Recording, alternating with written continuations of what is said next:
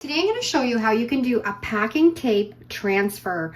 This is so cool and it's great for altered art, junk journaling, decoupaging, and all you're going to need is some packing tape.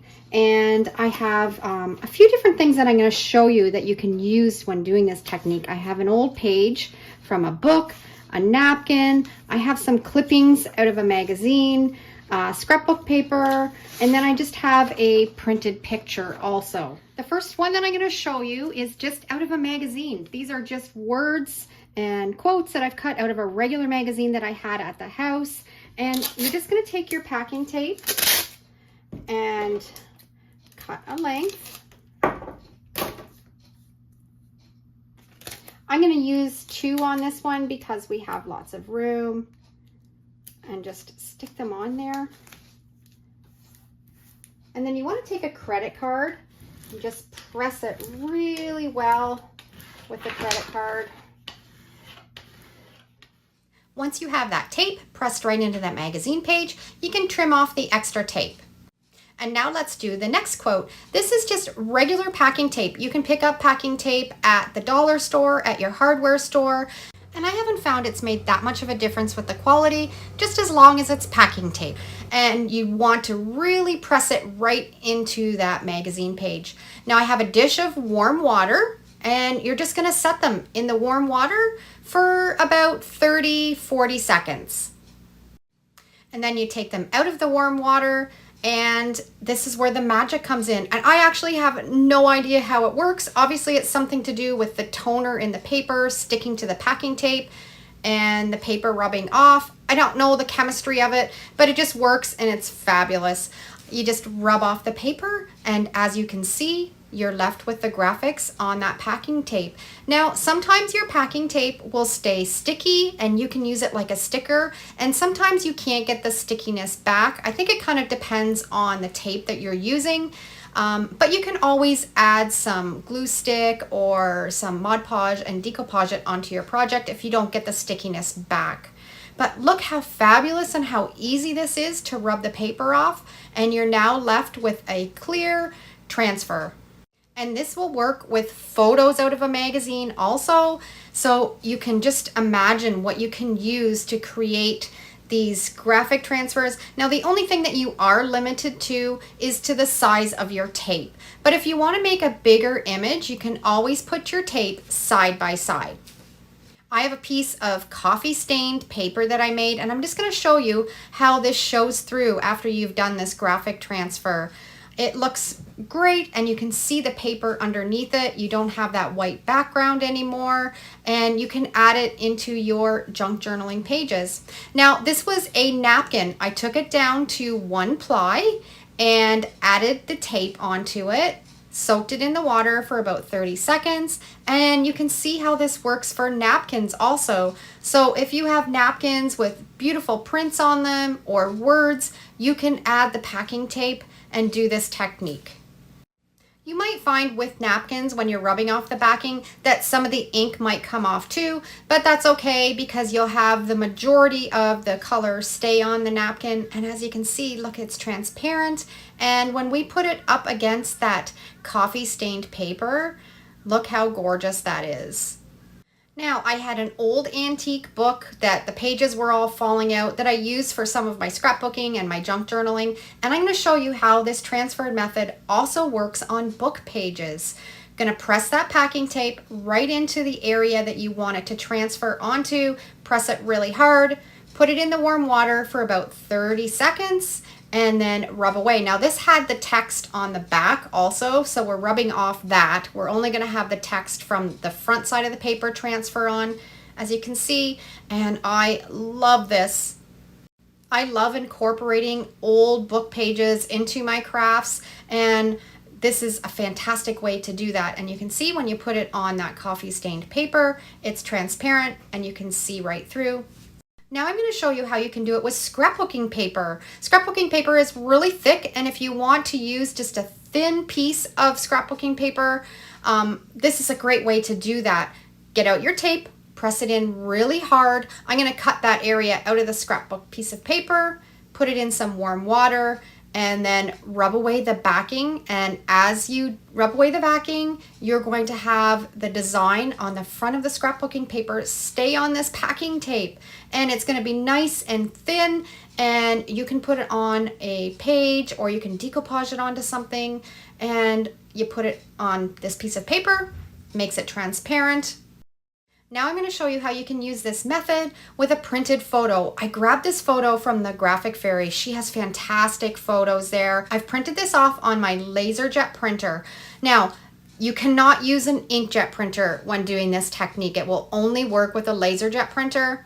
It's sat in the warm water for about 30 seconds. We're going to rub off the paper off the back, and we are left with a beautiful photo on that packing tape, and it's going to be translucent, so whatever you put behind it will show through in the lighter parts of the photo. This is going to look beautiful on top of a book page. As you put it down on the book page, you can see the lettering show through some of the photo, and you can imagine what you can do with this in your junk journaling pages. And this is what it looks like on top of the coffee stained paper. So I'm sure you all have some packing tape laying around that you can try this technique out with. Grab a napkin, get a book page, get a magazine that you've got laying around your house, or you can print off a photo if you've got a LaserJet printer, and give this a try and start crafting. I hope you've enjoyed this video and it's given you some inspiration.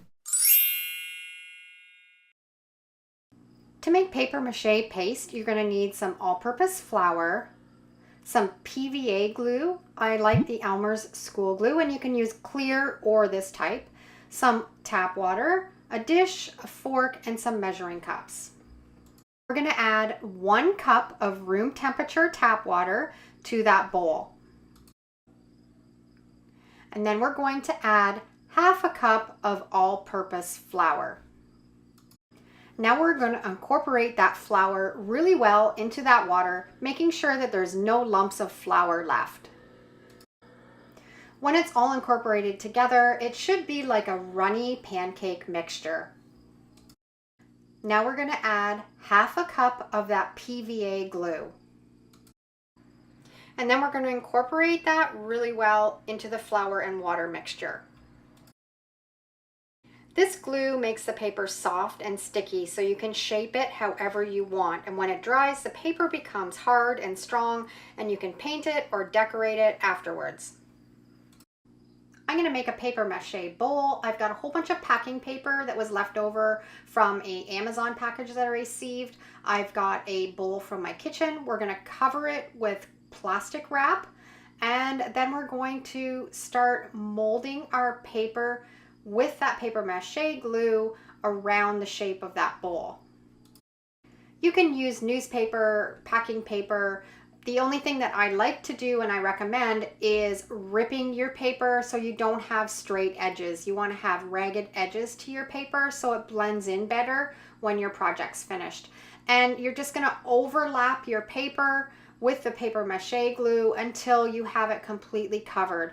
Once you have that first layer all around that whole bowl, then you can start working on another layer. And to make a bowl, I like to do 5 or 6 layers of this paper mache, and this is going to give you a really sturdy bowl. Once it's all done, we're going to set it aside and let it dry completely. The drying time will be determined on your weather and your humidity. Usually it takes overnight. This is the next day. Everything is completely dry. We're going to remove that bowl from the bowl underneath, and we've got a paper mache bowl that we can decorate. I'm going to trim around the top, add a little ribbon for embellishment, and we've made a cute little decor bowl from packing paper from an Amazon package. So that's how easy it is to make paper mache glue. Today's video is all about transferring photos from magazines onto your DIY projects. Today I'm going to show you how you can do it onto watercolor paper, but this can also be done on wood, on canvas, on glass, so many possibilities. Today I'm going to be using this National Geographic to pick out a photo that I like. One thing that you have to consider is if you're picking out a photo that has words on it, when you're doing the transfer, the words are going to be backwards. This one doesn't have any words, so we're good to go, and we're going to transfer this onto a piece of watercolor paper. If you love doing mixed media, junk journaling, scrapbooking, making your own greeting cards, this is a really fun technique. If you want to do this technique to wood or glass or canvas, it works best if you paint your surface with some chalk paint first. The chalk paint allows your transfer to stick better than just being on a surface that doesn't have that coating.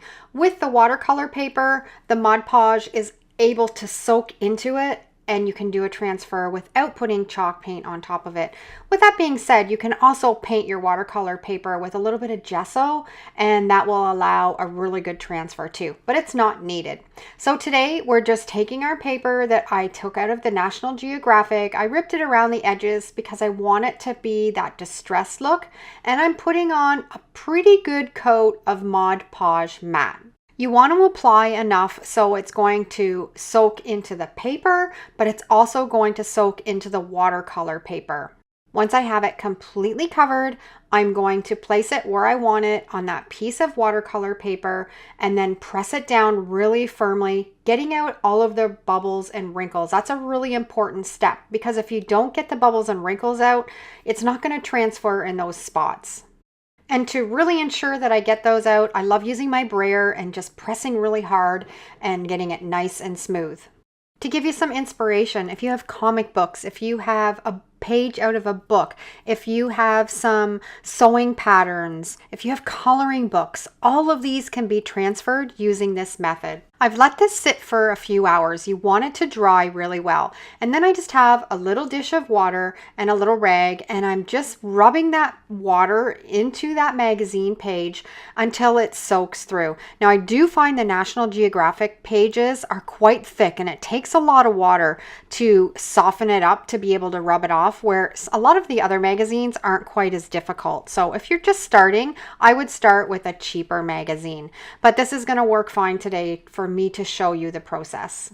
And then we're going to start rubbing away the paper. I like to work in the middle and work outwards, and you can feel the paper start to roll up underneath your fingers, and as you do, you're going to see that image underneath start to peek through. Now, one trick is to try to keep the water just on your magazine page. If you're spilling the water over onto the paper, you're going to have a bit of a mess. So try to contain the water just on the magazine page. And once you get going, as you can see here, you can start to peel off some bigger pieces of paper, making it easier to rub off. So if you don't have an inkjet printer or a laser printer, this is a really great transfer method to test because you don't need any of those things. You can just grab a magazine, put some Mod Podge on, put it on your project, let it sit and dry, and then rub off the paper. It takes a little bit of patience and a little bit of practice, and it's never a perfect transfer. You're always going to have little bits and pieces that are going to rub off here and there, but I think it gives it character. Also remember, slow and steady wins the race, and that's going to ensure you're going to have a really beautiful transfer.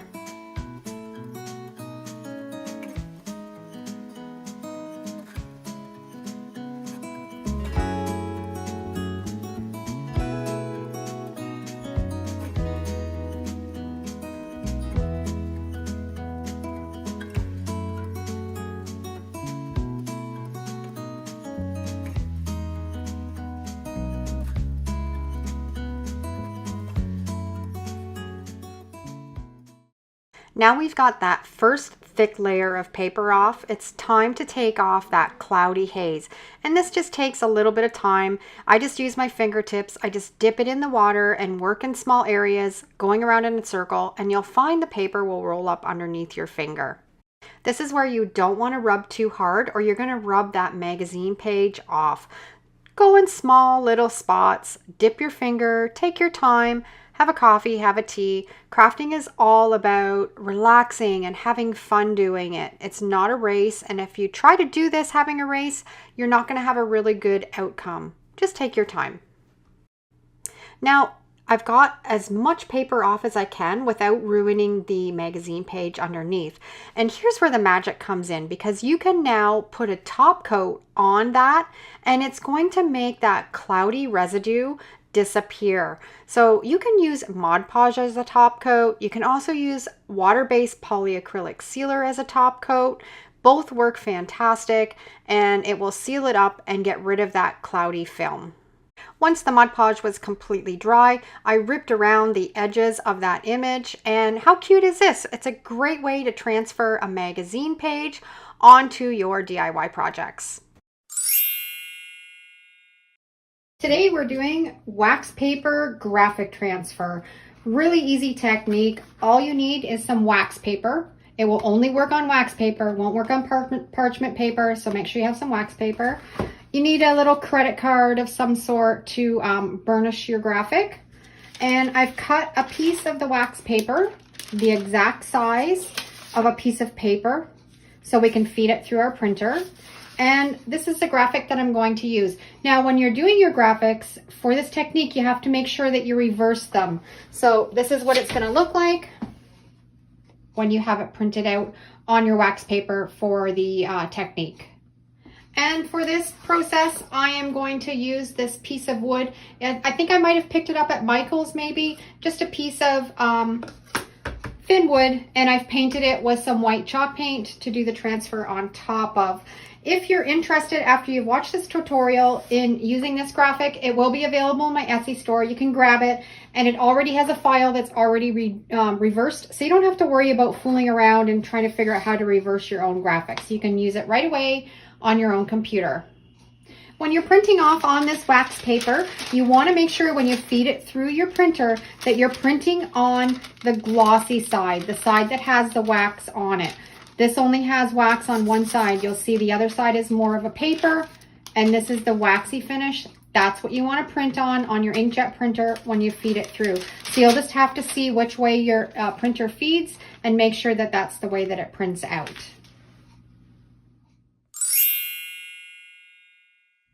Okay, I have it all printed off, and I'm gonna let it sit for about 30 seconds before I apply it onto my project. You want the ink to just kind of dry just a little tiny bit, not very much. And this technique is a little bit tricky. It might take a couple times to get it proper. You can kind of see how my ink kind of bubbled up a little bit there. That might transfer off onto the sign, but we can always fix it with a paint pen if it doesn't turn out perfect. So I'm just gonna let it sit for about 30 seconds.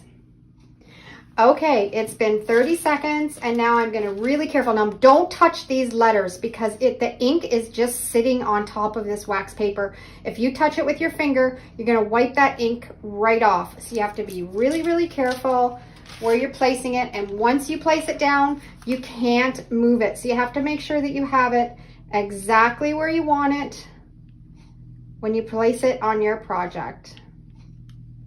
And you don't want it to wiggle around. You want it right where you want it. And I'm just gonna press it down with my hands. And then after you've done that, that's where you're gonna come in with your credit card or a burnishing tool or something that's got like a flat surface that you can press that right into your project and get that ink off of that wax paper. So I'm just going to take a few seconds and get this pressed down properly.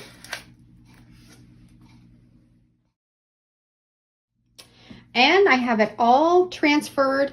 It gives a real kind of rustic look.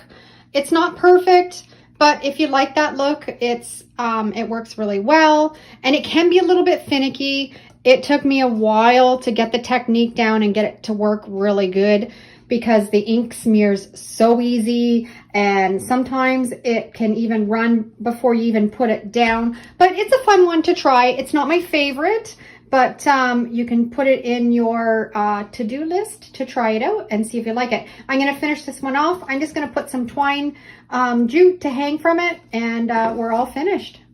It's all finished and I'm happy with the way that it's turned out. I've seen lots of people do this on lots of different surfaces. You can do it on fabric, on canvas, on paper, on wood, and you just kind of have to experiment with it and see how it works for you.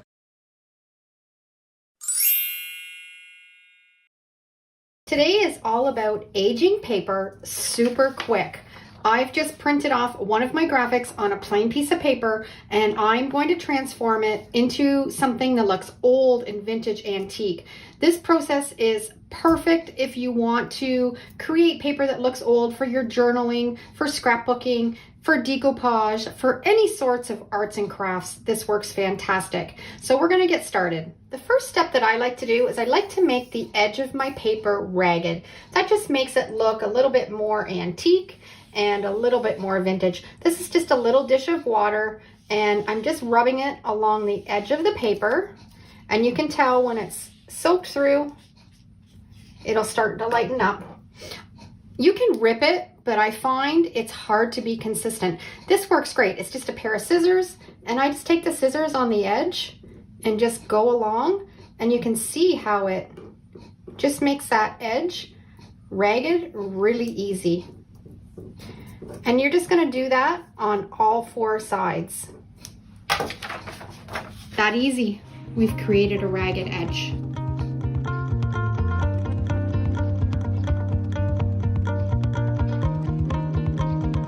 I've done tutorials before on my channel using all kinds of different products to age paper.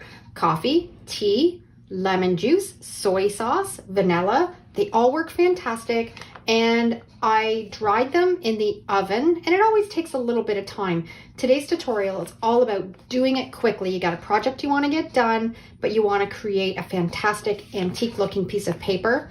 Then this method works perfect. This can be a little bit messy, so make sure you have an area where it doesn't matter. I'm going to do it right on my craft table because this is easy to wipe up afterwards. We need instant coffee, a little dish of water, a piece of paper towel, and just a spoon. You're going to take your instant coffee and put a good heaping teaspoon, doesn't really matter how much. You're going to scrunch it up in that paper towel. Make sure you got it in there really good in a little bowl. And you're going to set it in that dish of water and let it just soak for a minute and melt some of that coffee. Okay, now we are ready to start aging our paper. You're just gonna blot it on the paper randomly. It doesn't have to be in a pattern or anything. It's all about creating different textures on the paper. Dip it back in the water when it dries out. Get it right to the edge. You want that edge really dark. And the little bubbles in it that it creates, when they dry, it looks fantastic. And it smells yummy too. So you want to make sure you coat that whole piece of paper.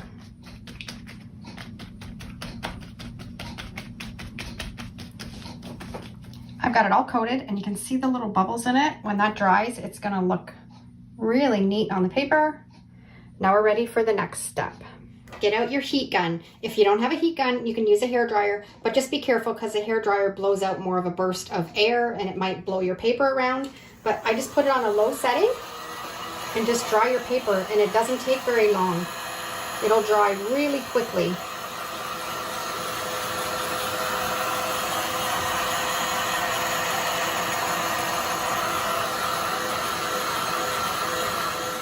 And that's already dry. We're gonna flip it over because you wanna make sure, unless you're decoupaging it and you're not gonna see the back, but if you're doing a project where you're gonna see the back, flip it over and do the same process. And if you're finding the coffee is kind of wearing out, you can open it back up or get a new piece of paper towel and add coffee into it. As you can see a lot of that coffee has dissolved. So I'm just gonna put another scoop in there. Scrunch it back up, put it back in the water to activate it again, and then keep on going.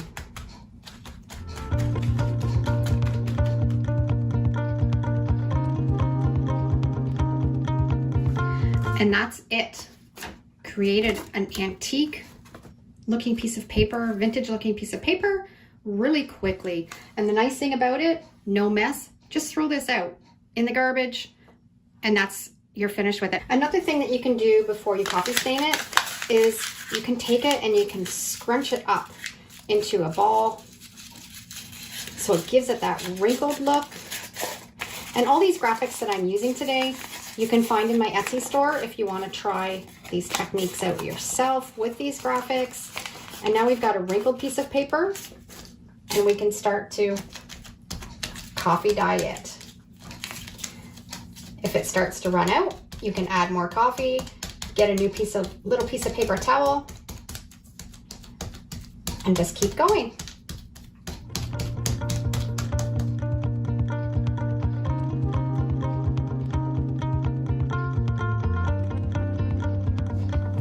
Now, one thing that I will mention, I printed this off on my LaserJet printer, so my ink won't run. If you have a inkjet printer and you print on your paper first, your ink might run when you're doing this process. You can completely avoid that. Age your paper the full size and then put it through your printer and print on it afterwards if you have an inkjet.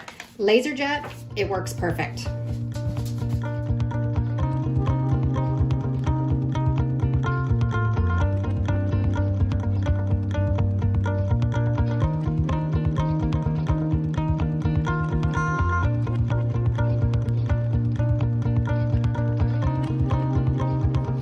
And there you have antique, aged looking paper in a matter of minutes. And it's so easy and works fantastic with very little mess. Thanks for watching. I'm sure you all have some fast food restaurant napkins stashed away somewhere. Grab a couple and try this technique. Now, I'm going to do 2 different ways of doing this to show you some comparisons. So make sure you stick through to the end because they both turn out beautiful. The first napkin I've pressed with an iron so it's nice and flat. It doesn't have any creases on it. And then I taped it onto a piece of computer paper. I'm going to directly print right on that napkin using my LaserJet printer. You can try this technique using an inkjet, but you might find that your ink runs a little bit. It definitely works better with a LaserJet printer. And I'm just going to trim off all around the edges and remove that napkin from that piece of paper, and we're ready to turn it into some faux rice paper. I've put down a piece of parchment paper. You want to put down something that glue is not going to stick to. Parchment paper, wax paper, or a plastic sleeve. And now we're ready to mix the solution together.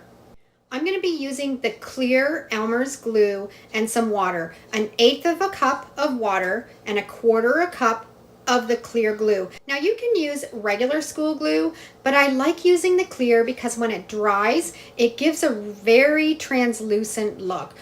Now I want to make this piece of faux rice paper from the napkin look antique and old. So I'm just sprinkling in a little bit of instant coffee into that glue and water mixture, and we're just going to stir it really well until all of that coffee dissolves. Once it's dissolved, we're going to get that piece of parchment paper where I've marked the edges, and we're going to put that solution in between all of those marks. And you want to put on a liberal amount, spreading it around, trying to get it as even as you can within that square. We're now going to pick up that napkin and lay it right down into that glue solution. Now it's going to be wrinkly, it's going to have some bubbles, but that's what we want. We want it to have the character of rice paper, so we're just going to embrace that. Now I'm just going to take a little bit of that solution now and just dab it really gently on top of that napkin because it's going to rip really easy if you're too aggressive, and cover that whole napkin, and then just use my fingertip and spread it around all even. I don't like my rice paper to have a straight edge, so I'm taking the edge of my scissors and just kind of pushing it up a little bit just to give it a little bit of a ragged edged look. And once we have that done, we're going to set it aside and let it dry completely. It has to be completely dry. You can leave it overnight, or you can put it in the sun and speed up the process a little bit, or you can even use a hair dryer. Let's do another napkin. We're gonna do a little bit of a different technique on this one. I'm scrunching it up so it's nice and wrinkled. This faux rice paper is excellent to use for your junk journaling projects, for scrapbooking, and just to craft with. And it can get really pricey, so this is a great alternative to create your own and do it at a fraction of a cost. Now for this napkin, I'm not adding the coffee, so you can see the difference between adding the coffee and not. Again, spreading it all over that parchment paper, and we're gonna lay that napkin right into it, embracing the wrinkles and the bubbles. And then we're just gonna pat a little bit more of that glue solution on top of it, being really careful to not rip or tear the napkin. Also try these techniques out on white napkins. And if you wanna have even a different color, you can experiment with, instead of coffee grinds, use some food coloring. Once I have that completely covered, again, I'm gonna take my scissors and just go all around the edge so it doesn't look so straight and give it a nice ragged look. And this napkin is all ready to set aside and let it dry completely. I let my napkins sit overnight. It's now the next day, and you can see how they just peel right off of that parchment paper. So that's why it's important to use a parchment paper or a wax paper or a plastic sleeve so it comes off easy.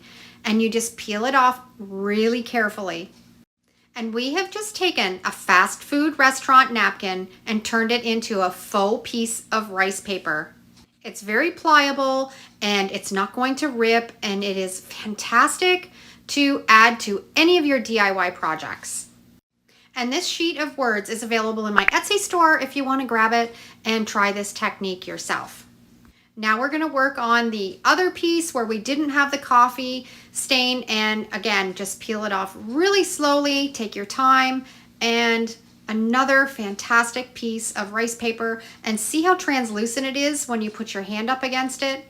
And when you put the white paper behind, you can see the starkness of the paper. I wrapped it around a glass jar I got out of my recycling bin. And when you put a candle in this, it just glows so beautiful.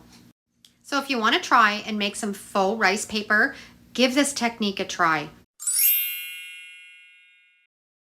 Instead of throwing away old magazines, why not turn them into beautiful pieces of art?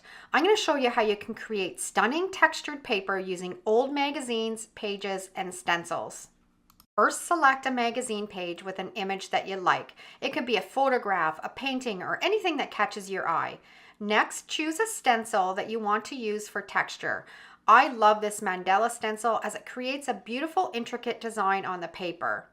Place the stencil underneath the magazine page and use a little piece of sandpaper to gently sand that magazine paper. As you sand, you're going to see the texture from the stencil start to show up on the paper, sanding until you're happy with the amount of texture on the paper. The result is a gorgeous piece of textured paper that you can use in all sorts of ways. It's perfect to add to your mixed media art, junk journals, or even turning into an envelope. So next time you're looking for a creative project to do, grab some old magazines and stencils and give this technique a try. You have a collection of paper scraps that you've been saving and you don't know what to do with? Well, I've got the perfect solution for you. I'm going to show you how you can turn those bits and pieces of paper into a beautiful tape that you can apply to your paper crafts. Start by grabbing some clear packing tape and sticking it to your table, sticky side up. Then roll it out and arrange your paper scraps on the tape. You can use any color, texture, or size of paper that you like, and you can arrange them in any pattern that appeals to you. You've arranged your paper scraps, press them down firmly onto that sticky tape. This is going to make sure that they're going to stay in place and not come loose. Now I'm going to get out my Mod Podge mat and put a thick layer on top of all of those paper scraps. You can use a matte or a gloss finish depending on how you want your tape to look. Once the Mod Podge is dry, you can cut around the edges to create a clean finished edge. Now you have a beautiful piece of decorative tape, and you can use it in so many different ways. You can use it as a background for a scrapbook page, you can cut it into shapes, you can use it in card making. Don't toss out your paper scraps. Use clear packing tape and turn them into beautiful pieces of paper for your crafts. Get creative with colors and textures to make something stunning out of what you already have. I'm going to make a unique greeting card by gluing that clear packing tape onto some scrapbooking paper. This personalized touch will make your card stand out and is sure to be loved by whoever receives it. Now get ready for a fun and messy craft. Grab some shaving cream and acrylic paint for this project. First, you're going to find a container that's the same size as a sheet of paper and fill the bottom with shaving cream. And then mix up some acrylic paint in a dish using half water, half paint for each color. Stir really well until they're thoroughly mixed together, and then you're ready to create some marbled paper. There are endless possibilities with this marbling technique. Mix up different shades and colors to create unique designs that work for any season or project. And this is a great activity to do with kids. It's sure to keep everyone entertained. Now comes the fun part. Pour your watered down acrylic paint on top of the shaving cream and create a unique design by mixing and matching colors.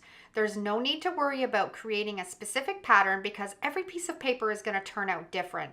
Use a skewer to gently blend the colors together, making sure not to overdo it as you want to preserve that pattern for when we add the paper. A fun fact about making marbled paper is this technique was first developed in ancient China, where it was used to decorate the edges of books. Gently lay your paper into the shaving cream mixture, pressing down to ensure that it's covered that whole piece of paper. And you can use any type of paper. I'm using computer paper. Once you've lifted the paper out, use a ruler to gently scrape away any excess shaving cream.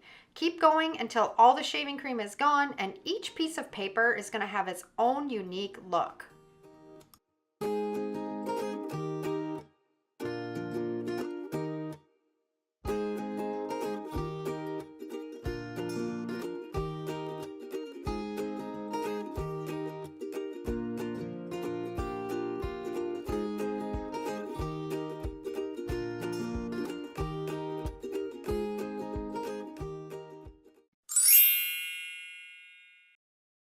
Now we're going to grab a magazine again and turn this into a unique envelope. Simply pick out a page that catches your eye, like these adorable orangutans, and cut it down to size. If there's any unwanted text or images at the top, simply trim it off. To add a finishing touch, you can use a corner punch to create a decorative edge, and then using some craft glue, fold and glue the edges together to create a simple and quick envelope. The best part, you can add a personalized note or a gift card to make it even more special.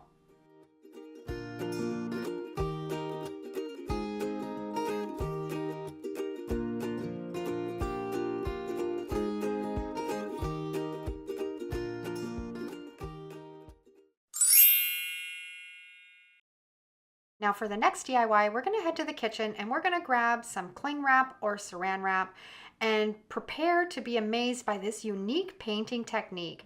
With just a sheet of regular computer paper and some acrylic paint, you can blend these together to create a variety of colors and create stunning pieces of paper that you can craft with. This project is perfect for kids or grandkids, and they can experiment with mixing and blending different colors to their heart's content. While the initial results may seem a little bit messy, trust me, the final product is well worth the effort. Once you've dabbed your paper with a variety of colors, lay a piece of saran wrap over top and use your fingertips to gently rub the paint together, creating a beautiful blend of colors. Peel off the saran wrap and add more paint to continue until you're satisfied with the way the paper looks.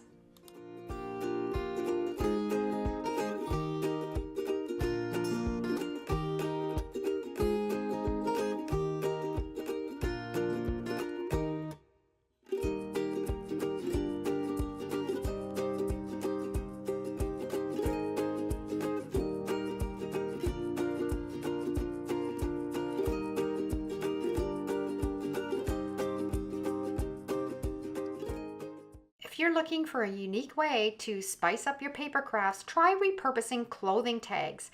After using the cling wrap painting technique to create beautiful paper, apply a layer of Mod Podge matte and allow it to dry completely. Next, take some of those saved clothing tags and add them to your paper. You can choose a spot where the colors and the textures complement each other and attach them to the tag with more Mod Podge. Before you know it, you've created a beautiful gift tag that can be used on presents or gifts or even include in your junk journaling or mixed media projects. Now, if you're looking for a way to make ordinary paper look and feel like leather, I'm going to show you how to do that. With a few simple steps, you can create beautiful and unique texture that will add character to your paper and make it feel like faux leather. I have some instant coffee and I'm mixing it in with some warm water, and I'm just taking a sheet of regular computer paper, scrunching it up and gently dabbing that coffee mixture all over it until the paper is completely covered. I dried the paper with my heat gun, and then I put it through my printer and I printed off some vintage words. This is available in my Etsy store if you want to try this graphic. And then you're just going to take hand cream. That's right, just hand cream, and rub it all over the paper. Now, I used my laser jet printer. If you're using an inkjet, your ink will smear, so this technique might not work that great with that type of a printer. We're going to be very careful and squish up that paper again, working that hand cream into the paper. Now we're going to unwrap our coffee stained paper, taking care, handle it gently, and add more hand cream if you need to until it's evenly distributed. The result is a beautiful piece of faux leather paper that looks and feels like the real thing. And the best part, this technique is incredibly easy to do, and it requires only a few ingredients. I'm going to turn this sheet into a little booklet.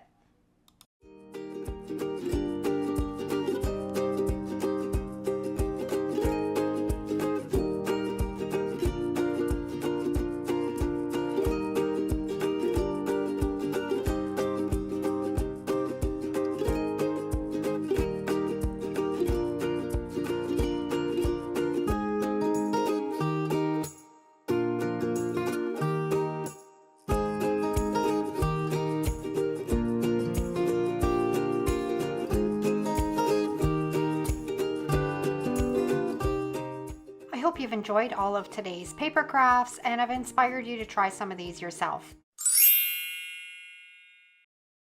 Today we're making paper mache clay. This can be used with paper mache glue or by itself. It's really versatile and it's really easy to make. And what I love about it is it's moldable and you can create a thickness or shapes with it, and it doesn't crack. So this is what you're going to need to put this recipe together. You're going to need some all-purpose flour. You're going to need some joint compound. I just picked this up at Walmart. And it's really affordable. Some PVA glue. I'm using the Elmer School glue. You can also use the clear glue, just as long as it's a PVA glue. You're gonna need some toilet paper, some water, another dish, and some measuring cups. I like using toilet paper because it breaks down really easy, better than paper. And we're gonna need a 1 1/4 cup of toilet paper, and as soon as you put it in the water, it's going to come apart. You're not going to have to worry about letting it sit if you're using regular paper. I've seen people use egg cartons. It just breaks apart really easy. We need 1 1/4 cup of this toilet paper, and any type of toilet paper will work. And we're just going to let it soak. We're going to kind of break it up a little bit. And then we're going to measure out 1 1/4 cup of the soaked toilet paper. So we've got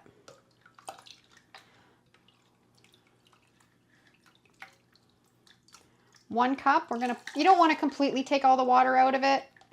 We're going to leave some water in it. So there's 1 cup. And now we want a 1/4 cup more.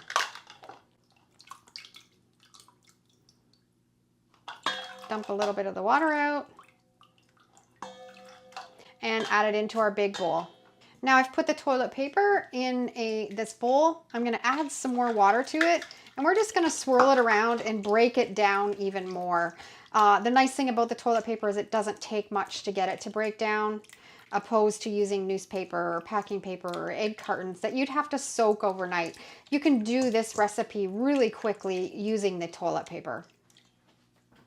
Now we don't want all of this water in this mixture, so we're going to remove some of it. We're going to put it in a strainer, strain this water out.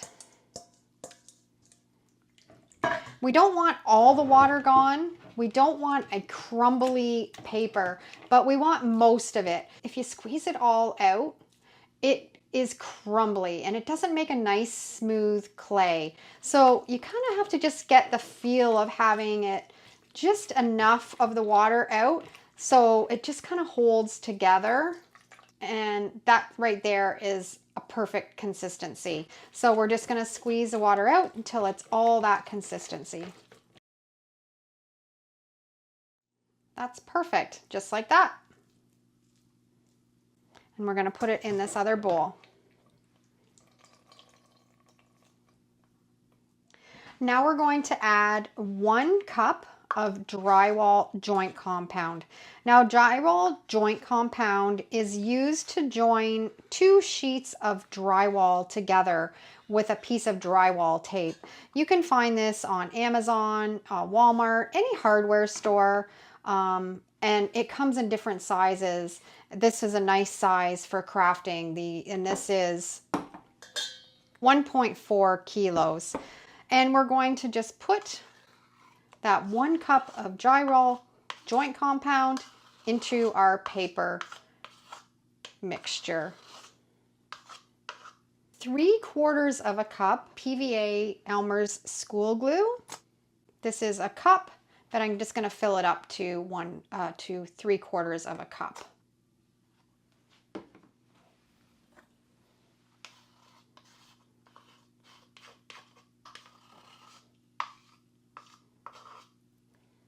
Now you want to take a mixer and mix it really well. It's going to take a few minutes. We want to blend in all of those paper fibers into the joint compound and the glue.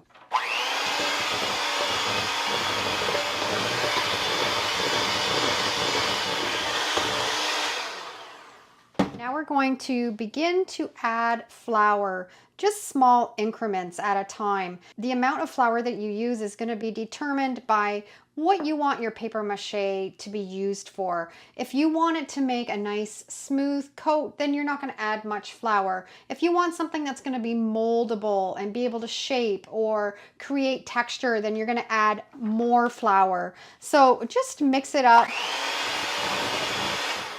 just depending on what your project is and what you want to use it for.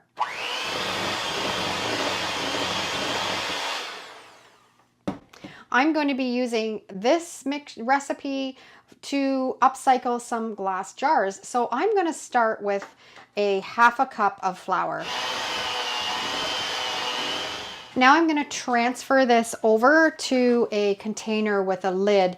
And if you're not going to use it right away, you can store it in a tightly sealed container in the fridge for a couple weeks, or if you're going to use it within a day, you can store it in a bowl and put some plastic wrap on it and it will stay well. I'm going to transfer this into this. Now I made a paper mache bowl with the paper mache paste the other day, and I'm going to show you how you can add the clay on top of the strips of paper to even make more texture and more amazing DIYs with this paper mache clay. So you can just spread it around. It's going to give a real ceramic look when it's all dry. And the nice thing is when you're working with air dry clay or other types of clay, they have a tendency to crack. And I find this recipe does not. It doesn't crack. So that makes it really easy when you're making projects. So I'm just going to cover the whole outside of this bowl. I've got this all coated, and the nice thing about this clay is it's also sandable too. So if you want a nice smooth surface, once it's all dry, you can sand it. I'm kind of trying to go for a rough pottery look. You can also use this paper mache clay on glass jars. It's just, you get creative and use it on all kinds of different surfaces and textures and make it thicker or thinner. Just experiment it with it and have fun. So I'm going to cover this glass jar, and then we're going to set it aside to dry. It's probably going to take at least a day to dry, and I'll be back. And it's the next day. Everything is dried completely. That bowl is nice and firm, and the clay will stick right on glass. You don't have to prime it beforehand. I painted these with a couple different shades of acrylic paint to give it that pottery look, and this is a really fun technique. Today I'm going to show you a couple different ways that you can put a twist on that coffee and tea staining with just some things that you probably already have around the house. Steeping 7 or 8 tea bags in 4 cups of boiling hot water. Now, it can be a little bit acidic on your paper, so I always like to add just a little bit of baking soda just to neutralize it, so it will let your papers last longer. I put about a half a teaspoon into that 4 cups. And I let it steep for a couple hours, and now I'm just pouring it onto a pile of regular computer paper. I've put enough of that tea in to cover all of the papers and let everything soak all the way through, just kind of spreading it around, making sure I have everything covered. Now, if you want to kick your papers up a notch, I always like to take some instant coffee and just sprinkle it on the paper just here and there, and it gives it more of an antique look. Just letting it melt right into the paper. Once all that instant coffee has melted into that paper, you can lift that one sheet out carefully, you don't want to tear it, and set it aside and let it dry, and then go on to the next sheet and repeat that until you have them all set aside and letting them dry, spread out evenly. And if it's nice and sunny outside, it's always really nice to take it and let the sun do its work because they'll dry really quickly. I had a little bit of that tea solution left over in this baking pan, so I'm adding some instant coffee and I'm gonna mix it up really well, and then I'm gonna put it in a squirt bottle. You want this solution a little bit darker than the original solution that we used. Now, I always like to press my papers before I do the next step. I just get some parchment paper, iron over it without any steam, and then I go through my craft room and see whatever I can find to create neat patterns on coffee paper. The first thing that I'm going to use are these wooden discs that I found at the dollar store. I've laid them out where I want them on the paper, and I'm spritzing them with that darker solution that I put in the spray bottle, drying it with my heat gun, and you can see it creates circles all over your paper, so you've just given it that little bit of an extra depth that's great to use on your projects. I also had these wooden squares and this little plaque, and I'm spraying it with that solution again and then removing them and then going to dry it with the heat gun. It creates an amazing pattern on your paper. Now, this one's really cool. Went out to my garden and I just found some leaves off of a plant, and I'm just going to space it out on the paper where I want it. And again, we're going to spray that solution onto it, and this one turns out fantastic. Soak it really well and then just gently lift off those leaves, and look at the pattern that it leaves on the paper. I just love it. And it'll also soak through to the other side, so you can decide which one you like better when you're creating it. I just went out and found a great big maple leaf in my yard, and same thing, place it on the paper where we want it, squirt it with that solution, let it soak right in, and then take everything off. And look at this gorgeous leaf that's left on that paper. This is some shelf liner. Just laying it on that paper where I want it to have some pattern show through, squirt it with that squirt bottle, lift it up, and all those little holes are gonna show through in your paper. So I bet as you're watching all of this, your mind is going a mile a minute trying to think of all the things that you can try to create texture on paper. Elastic bands. Just put them all over the paper where you think they'll look kind of neat, and again, spray it with that coffee and tea solution. Of course, none of these are perfect. They're all going to turn out different every time that you do it, but it just perks it up from just having a plain piece of coffee stained paper. I like to decoupage with these papers. You can use it in your junk journaling, your scrapbooking, any mixed media projects. There's just so many ways that you can use this paper. I had this scrap piece of lace. I'm gonna see if I can get that to transfer some of the pattern onto the paper. Just lightly spraying it. You don't wanna soak it or it will soak all the way through. This one you can see I put probably a little bit too much of the coffee spray on it. But I'm gonna try another one. I got another piece and I'm gonna spray it again lightly and see if I can get more of this pattern to show through. And yeah, this one turned out nice. You can see the lace pattern in it, and it just gives it a real Victorian paper look. I had these flower cutouts that I picked up at the dollar store. Place them on the paper wherever you want. Give it a squirt with that coffee and tea solution, and then just take off those cutouts and see what you're left. And see how pretty these are? They're really intricate, and you can see it soaked through all those little leaves on the flowers. And I had this one. Now what I did with these is I sprayed them and then used them as a stamp on the paper, and it created kind of that botanical leaf look on the paper. And you can also take a little dropper and just drop that solution here and there, and it just kind of gives that even really older antique look. This one was a stencil that I used. I just squirted it on the paper and pulled it away. Again, really cool pattern that it left on the paper. Buttons. Squirt the paper with the buttons on them and then take them off, and you're going to be left with all these little circles all over your paper. And leaves. And this one you can just kind of dab around the outside, so you can have the leaf pattern on the inside showing through, and then the coffee and tea stain around the outside. And this method looks really neat too. Now I took that shelf liner again and my sponge and just sponged all over that to see if I could get some texture to show through. That one probably didn't work. It just soaked through too much. I should have probably used a squirt bottle, but you just have to kind of try and do different things and see what works for you. I have a little dabber and I'm just kind of squirting it all over. This would be really neat if you were going to put an antique map or an old written words on a piece of paper. This will give it the real aged look. So I've created some really neat papers just with stuff that I had in my craft room or outside to create different patterns and textures on coffee and tea stained paper. I have all kinds of farmhouse theme graphics that I'm going to print on all of these. And then I have a junk journal that I'm working on that I'm going to put them all into. So I loaded up the paper into my LaserJet printer and I printed off some of my graphics on this coffee and tea stained paper. And I think it really looks fantastic on all of these graphics that I made.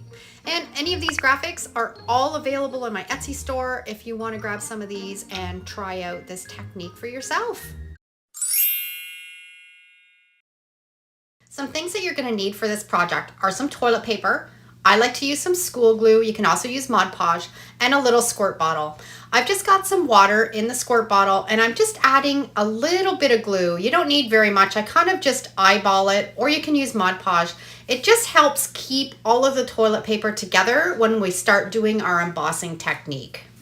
I have two techniques to create beautiful embossed paper, so make sure you stick through to the end. I'll show you the second process later on.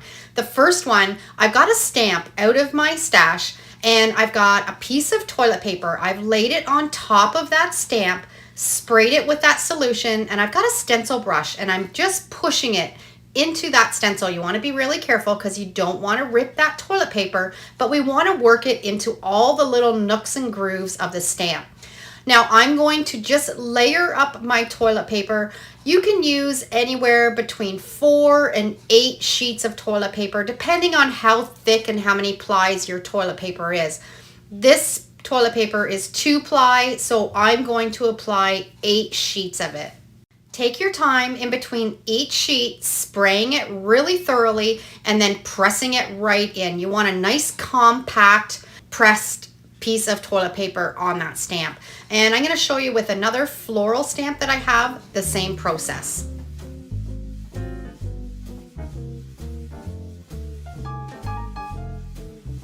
I have this beautiful big stamp of old antique writing. I'm going to show you how you can do it on this bigger stamp with more than one piece of toilet paper on it at once. Just kind of tear it up so it covers the whole stamp, and then go through and pat it all in with that stencil brush and make sure you get any air bubbles or any wrinkles out.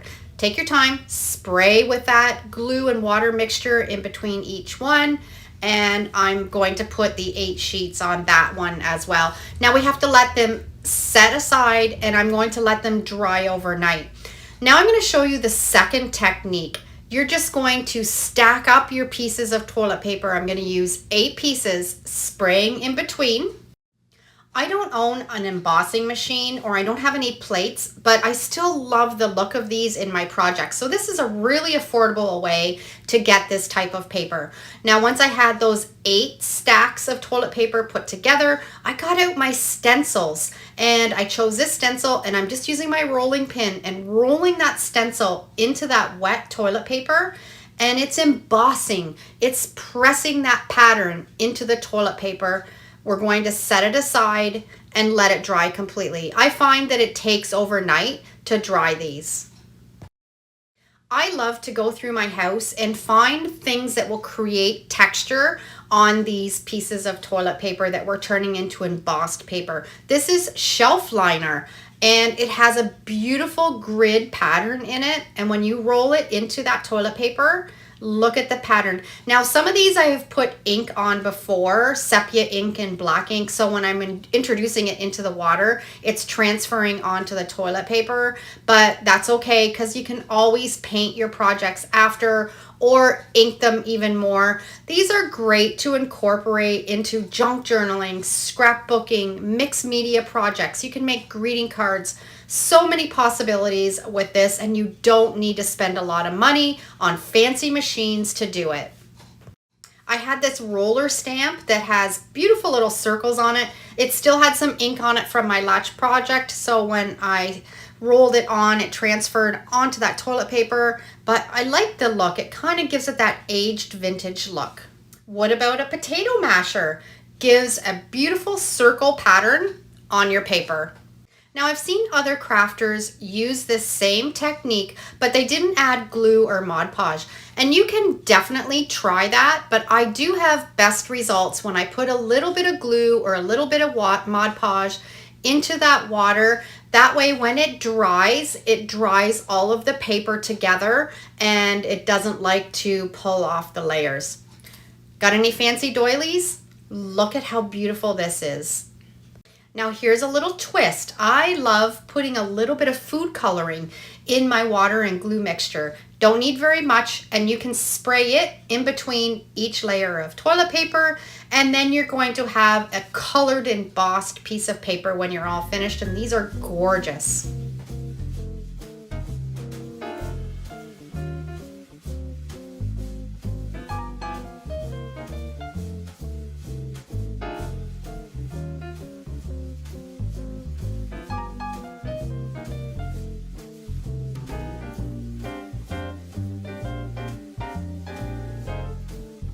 You can also just use stamps and stamp into your layers of toilet paper, pressing them down firmly so you can get a really good imprint, and then set it aside and let it dry overnight. I'm on a roll now. I'm looking through my house for anything that has texture. I had this vase. I rolled it into some. Look at this pattern. Beautiful also. A meat tenderizer. Pressing it into that 8 plies of toilet paper. Gorgeous. I had this roller stamp with a little bit of ink left on it from my last project, but look how it transferred. It's beautiful.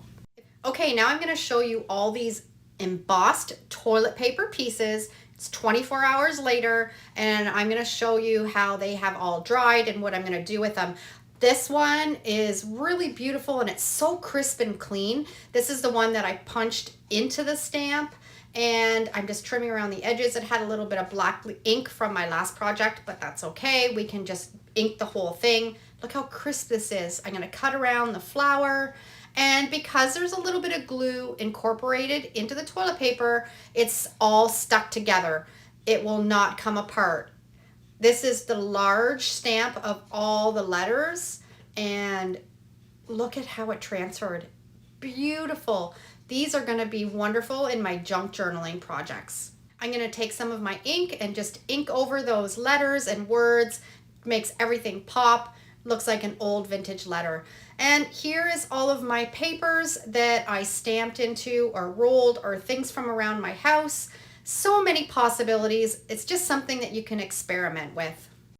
I have this tag punch and I love making tags with it. I'm going to use one of those textured embossed pieces of toilet paper and turn it into a tag. Just cut a little hole in the top, add a little bit of ribbon. These are beautiful to add to a gift, or you can add them in your junk journaling or your mixed media projects. And just having that texture in it, it's beautiful. But I'm taking one of my food color dyed embossed pieces of toilet paper and I'm going to add it to the front of this greeting card with some glue stick. And I love rounding the corners to finish off these cards and envelopes. Just kind of gives it a little bit of a finishing touch and it looks more professional. And we've created a beautiful greeting card to give to a friend. I'm going to do this technique on a piece of packing paper. We get all kinds of packing paper from Amazon and just parcels that are being delivered. I hate throwing it out, so I always have a stash of it. You can also use a paper bag or even regular paper. You want to take your paper and scrunch it up really well. Really scrunch it, really wrinkle it as much as you can. Now you have to be a little bit gentle because we don't want to rip or tear it, but scrunch it in different directions until it really looks wrinkled. I've recently got really interested in junk journaling, so I'm always looking for different ways to create really fun paper to add to my journaling projects, and this is one that I'm excited to use. I'm going to cut this down to size so it's a little bit easier to manage when I show you the rest of the technique. And I'm just going to scrunch the ends that I just cut so they're nice and wrinkled also. I want the paper to have the color of leather. I've taken a little bit of instant coffee and warm water, mixed it up in this little dish, and I just have a sponge and I'm just going to sponge that whole piece of paper. And if you don't want to use the coffee stain, you can always use tea, or you can use a really watered down acrylic paint and just choose colors that you think kind of mimic the look of leather, and you'll get a really nice result. I let the coffee stain completely dry. Now I have some pigment ink on a pad and I'm just going to just lightly rub it on top of that paper now. And wherever there's a wrinkle, that ink is going to pick up on that wrinkle and it's going to accentuate it and make it look like leather. We're getting there. This is just ink that you use for stamping. You can find it at any craft store. I let the ink dry and now we're scrunching it up. Just being careful, you don't want to rip or tear it, but we just want to re-wrinkle it. We're going to flatten it completely out again, and then we're going to go over it again with that pigment ink, and it's going to pick up on some other wrinkles after we scrunched it up again. There's something about old vintage leather that's worn and well used that I absolutely love and I'm really drawn to. So when I create this paper, it just makes me have that feeling of that type of leather.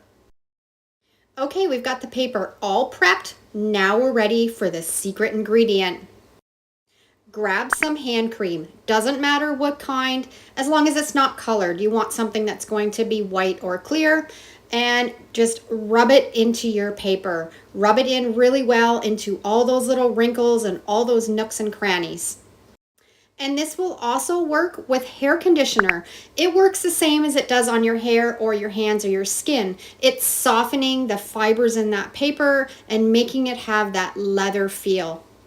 Just as conditioner does or hand cream does, this is working the same way. Now I'm just going to really carefully just scrunch that paper together and get all that hand cream absorbed right into that paper. You got to be really careful because you don't want to rip it or tear it now that we've gotten to this point.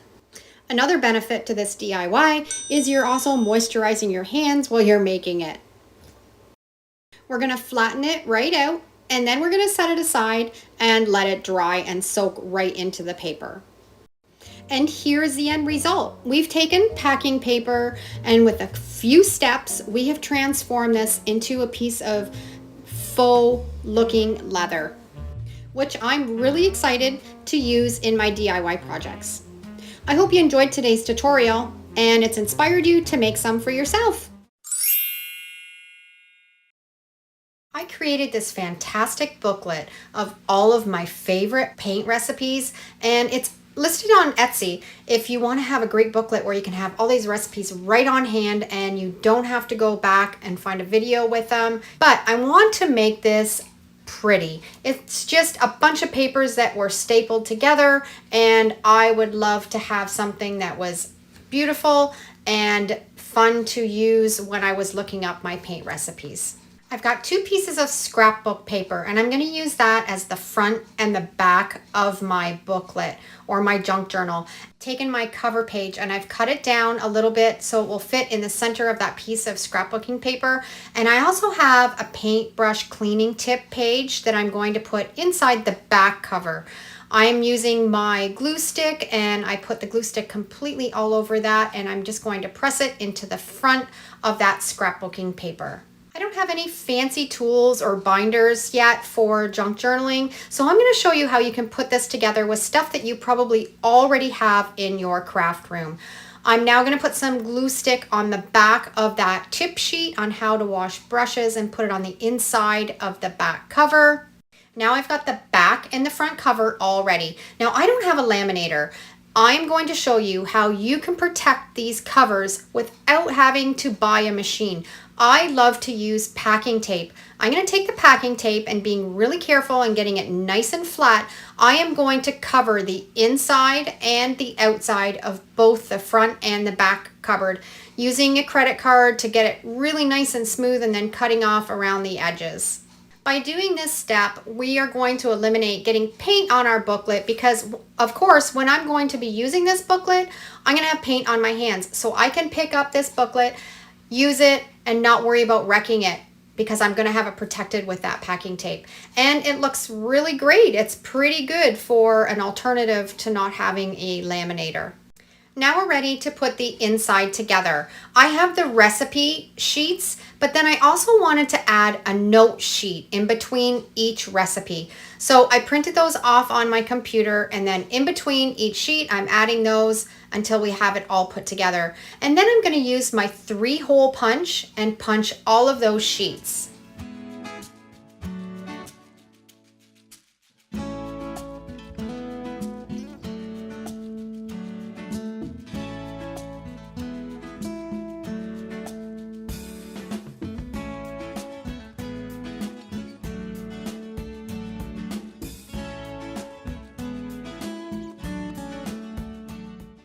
Now I wanted to make little tabs so I would know where each recipe was. I've had these little cardboard tags forever, and I think they're going to work perfect for this. I have printed off each recipe name, and I'm going to just cut that little piece off that front of that tab and then add the name of the chalk paint recipe onto that tag. And then I'm going to use my glue stick and just glue that paint recipe tag right where I want it. And we're also going to seal this up too, and we're going to be using the exact same method that I did for the front and the back cover. We're just going to cover it with a little bit of packing tape and just fold it over so the back and the front of that tag are completely covered, and then just trim up around the edges.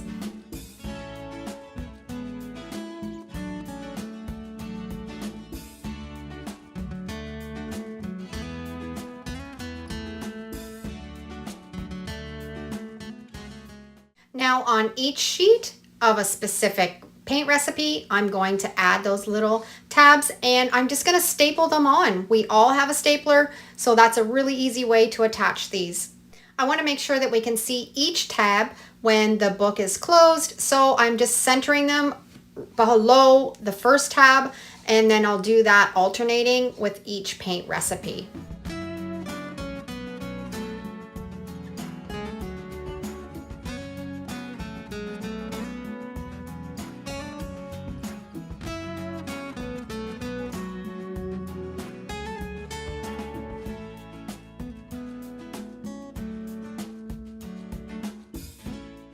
And now we have all of the tabs attached, and you can see them and you can flip through and go directly to the paint recipe that you want. Now we're going to put our booklet or our journal together with a little bit of ribbon. I had these 3 ribbons that I thought really complemented the scrapbooking paper really well, and we're just going to push it through those holes. I used a little paintbrush so I could line them all up, pull the ribbon through, and just tie it in a nice knot.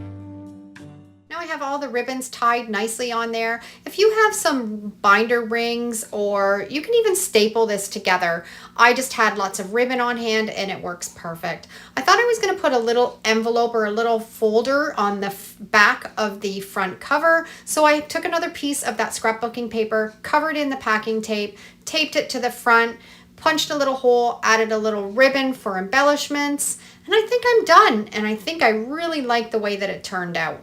And that little flap on the front cover, you can keep your paint chips on it or just other little notes or little things that you've made. So we have a chalk paint recipe. We have a chalkboard paint recipe. We have baking soda paint. We have sand paint. We have baking powder paint. We have sawdust paint and coffee grind paint and homemade gesso, texture paste, one-step paint, salt wash paint, and a nice little sheet at the back that's going to show you the best way to clean your brushes. And there we have our booklet or our journal put together with all of my favorite paint recipes. So I hope this has inspired you to do some booklets or some journaling with just stuff that you have in your craft room. Let's make some paper clay.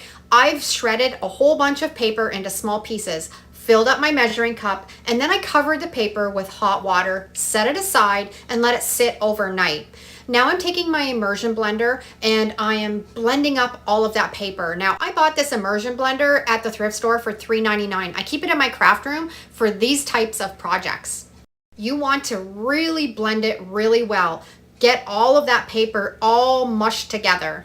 The smoother that you can get it blended, the smoother your clay is going to be in the end. Now we want to get all of the extra water out of that pulp. So I've got a piece of cotton here and I'm just putting it in little bits at a time and squeezing out all of that water and then setting that aside in a little bowl. And I'm going to do all of that pulp that I have made in that measuring cup. Now there are lots of paper clay recipes out there, but this one is my favorite. The first ingredient is a 1/4 cup of school glue. And we're just going to pour that into our mixing bowl. You can use any type of school glue. I just had the Elmer's glue on hand. Now we're going to add 1 tablespoon of cornstarch, mixing it really well so it's a nice and creamy consistency. And now we're going to add some baking powder, 1/4 teaspoon. And again, mix it up really, really well. This is just a small batch, so you can always double if you want to make more clay. We're going to add some vinegar now. We're doing 1 tablespoon of vinegar. And then we're going to mix that all in together, making sure it's still nice and creamy also. And then we're going to add in some salt. Now I only have Himalayan salt in my house. I looked for table salt and I didn't have any, but this still works fine. I am putting in 1/2 tablespoon of that salt, mixing it up really, really well. And then we're going to put 1/2 tablespoon of oil. And again, mix it up really, really well.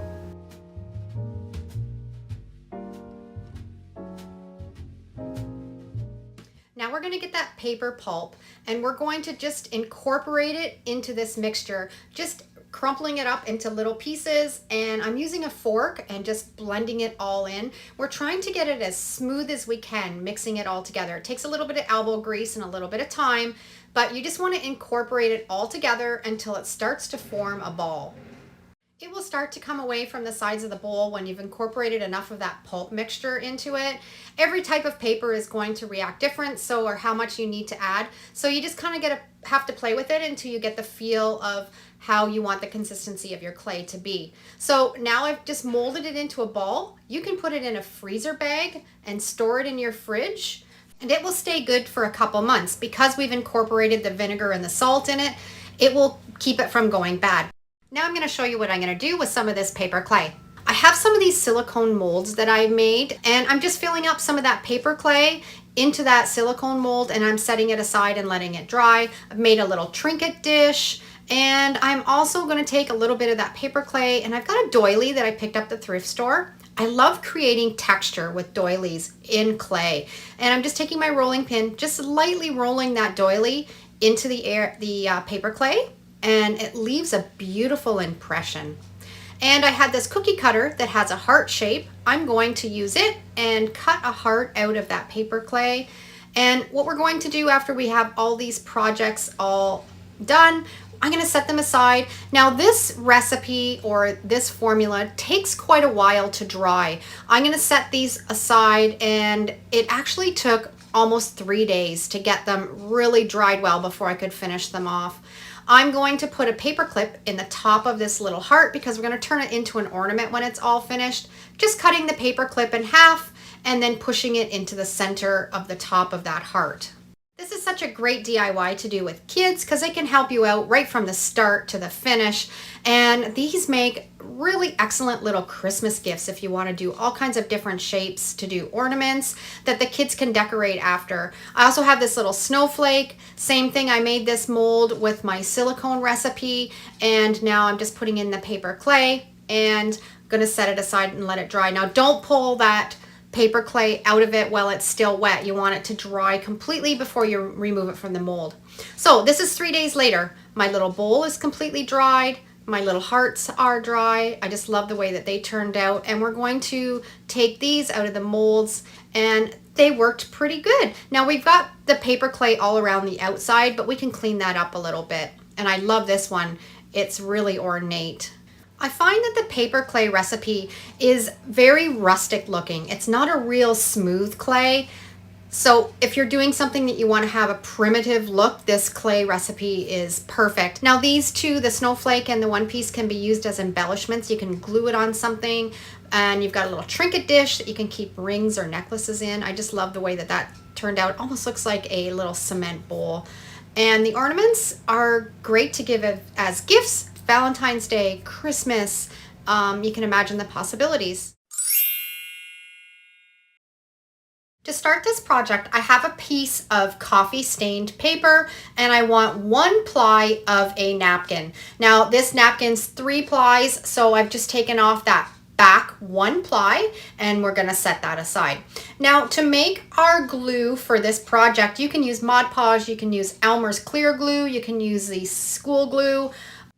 All will work fine. So I'm using my clear school glue, and I'm doing a 2-to-1 ratio with water. We just want to water it down a little bit. Now you want to gather some little bits of string, seeds, dried flowers. I like using tea leaves or a little bit of herbs. I've got some basil here, or coffee grinds, or leaves from outside that you can crumble. Just use your imagination, and we're going to incorporate that into this paper. Make sure your glue and water mixture is incorporated really well together. Lay down that piece of paper on a sheet of parchment paper because we don't want it sticking to our table. I'm going to cover that whole piece of paper, making sure that I get right out to the edges. And then just get sprinkling your little bits of flour or your dried tea or coffee grinds. I've got some little pieces of thread that I had in my sewing kit that I cut up into small pieces, and I'm just laying them into that wet glue here and there. You want to make it look a little bit natural, so you don't want it all clumped up in one. Now these flowers, some of them I've gotten from my garden that I clipped and I dried and brought into the house. Some of them are from a bouquet that I got, and I saved the flowers and dried them. I just have a little dish in one of my cabinets that I keep the dried flowers in for when I do a project like this. Now we're going to take that 1 ply of napkin and very carefully centering it on top of that paper, press it right into that wet glue and all the little bits that we sprinkled on the paper. And then take your glue solution with a paintbrush and paint right on top of that napkin another coat. And you want to go right out past the edge so you can seal it really well around the edges of that whole piece of paper. Cover the whole thing with a good amount. And like I said before, you can use school glue, you can use Mod Podge, you can use the clear school glue. All of this will work perfect for this project. Set it aside and let it dry completely. Once it's dry, take off that parchment paper. It'll peel right off of it. And then I like to take my scissors and trim right up to that piece of paper so it's nice and neat and tidy. Now this is just an option, but I have this corner cutter and I just love it. It rounds the corner and I just think it finishes off the paper really nicely. So there is our faux piece of paper, and here's some other pieces that I've made. This is just on a piece of coffee dyed paper with just sprinkling different types of flowers and string and a little bit of tea and some herbs. Another coffee stain. Now this one I did on a piece of scrapbook paper. You can see the scrapbook paper show through. And then I had, instead of coffee dyeing it, I food color dyed it a little bit in a squirt bottle with some water and food coloring, and it gave that blue haze. This was one that I did on a printed sheet of one of my graphics, and another piece of scrapbooking paper that I did this process on with the blue dye. Now I'm going to show you how I'm going to take one of these sheets of faux homemade paper I made and turn it into a beautiful journal. I had these coffee stained lined papers, and we're going to use this as the outside cover for our journal. I'm going to fold our lined paper in half, making sure that it's even right across from the top to the bottom. Press it down really firmly, and you're going to see the inside sheets stick out a little bit. So I'm going to put it on a cutting board, and we're going to cut that so it's all even. Just using my little clips to hold everything in place, taking my ruler, and I'm going to use my X-Acto knife and trim everything up nice and even. It's handy doing this on a cutting board because you can line up your lines and make sure you're cutting a nice straight edge. I've got my inside of my journal already. I'm just going to measure it because I want to make my faux homemade paper a little tiny bit bigger than the lined sheets. So I'm just going to measure them out, and then I'm going to cut it with my cutter and fold it in half so it fits around those lined sheets.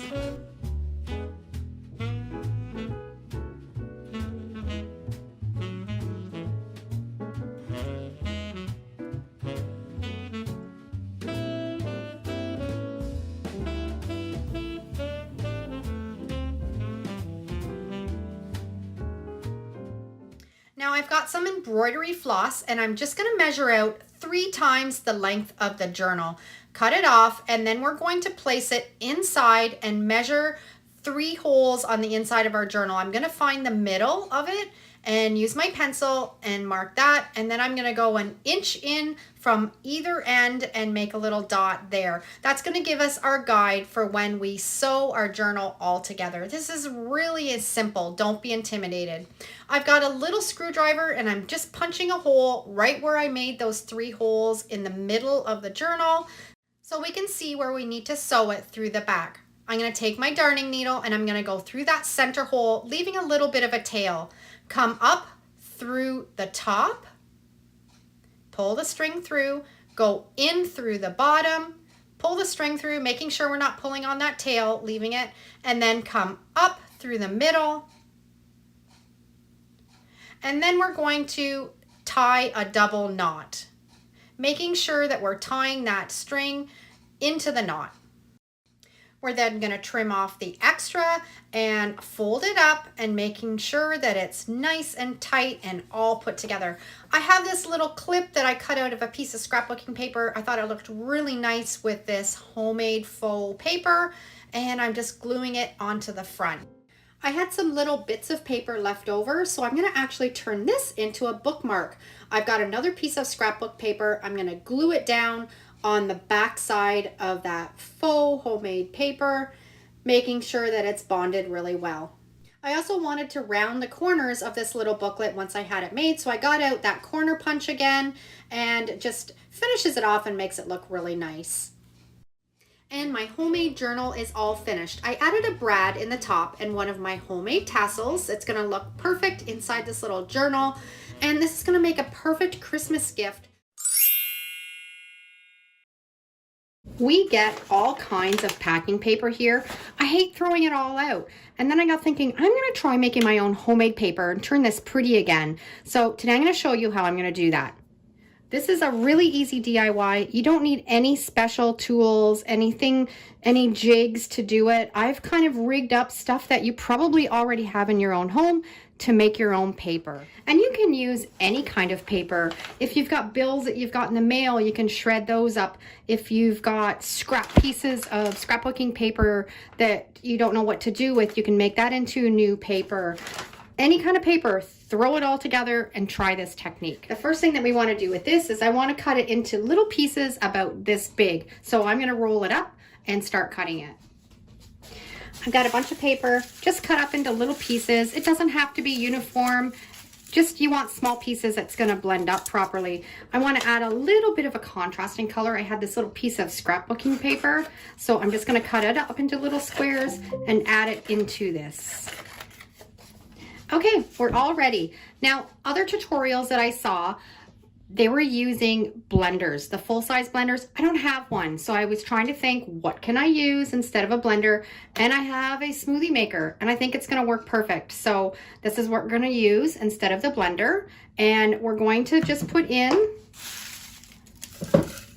just maybe quarter ways up, fill it with the little bits of paper. We'll save the rest for another batch. You don't want to put too much in because you don't want to clog up this, so it burns it out. So you want to then put in water until all of your paper is completely covered, and then a couple inches more, and we're going to let it sit for 5 or 10 minutes. We have been about 5 minutes. I'm going to blend it up now.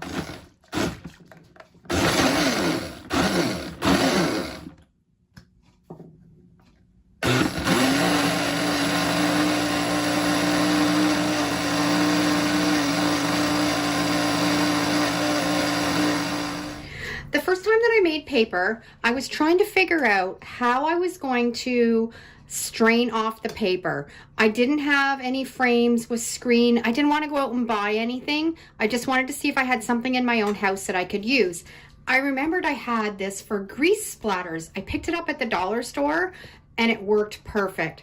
So I've got this and I've got a dish to catch the drips in, and we're going to pour our paper, watered down paper, onto this screen.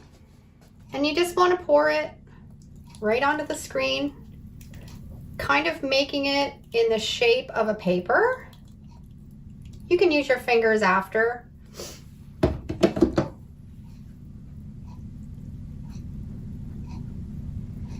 And let all the water just drain through. We're going to leave this for a few minutes. As the water's dripping through, I had this little pastry scraper, and I just am using it just to form a rectangle or a square, whatever shape you want your little paper to be. And as it drains, you can form it even easier.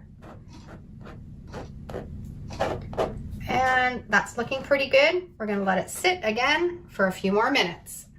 It's been about 5 minutes dripping through, and now I've got a sponge, and I'm just going to take the sponge and just squeeze into that paper and get some more water out of it.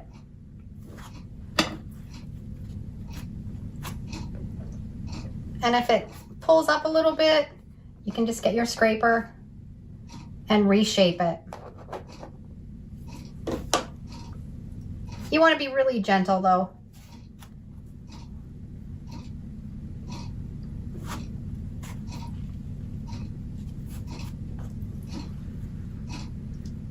And as you get more water out of it, you can press down firmer and the water will squeeze right into the dish below.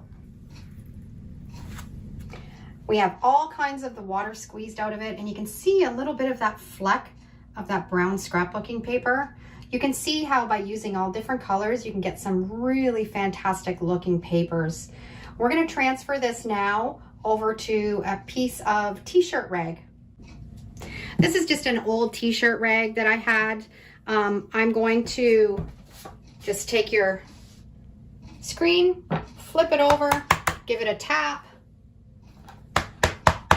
and the paper will go right on to that t-shirt. You might have to help it a little bit with your fingers.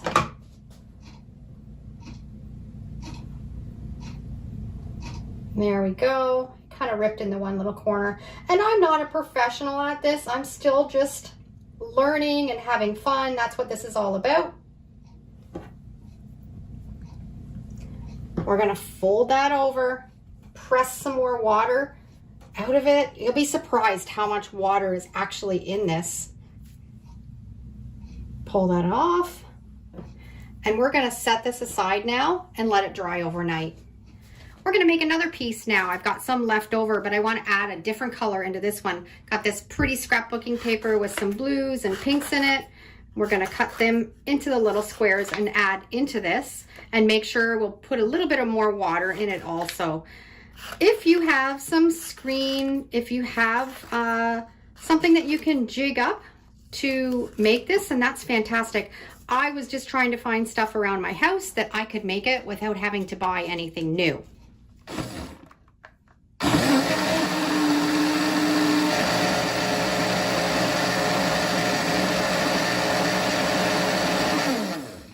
The next batch is all ready. We're gonna pour it on. And you can make this as big as you want or as little as you want. It's all about just having fun. Now this one, I didn't mix quite as much, so I have a little bit bigger chunks of paper in it.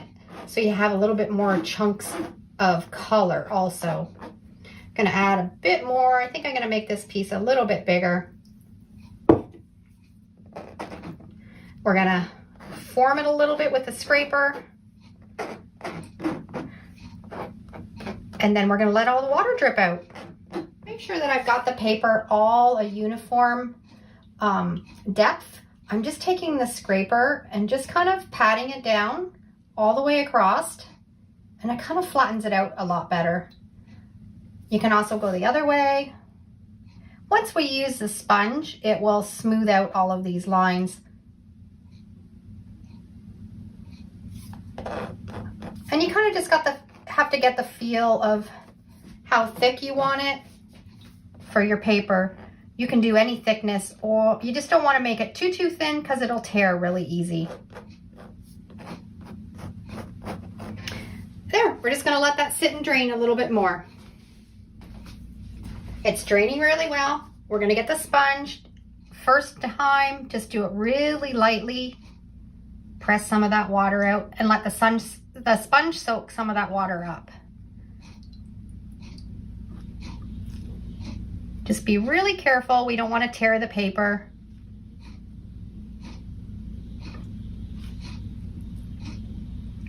And each time you go around, you can press a little bit further. Now I'm pressing down quite hard to get a lot of that water out.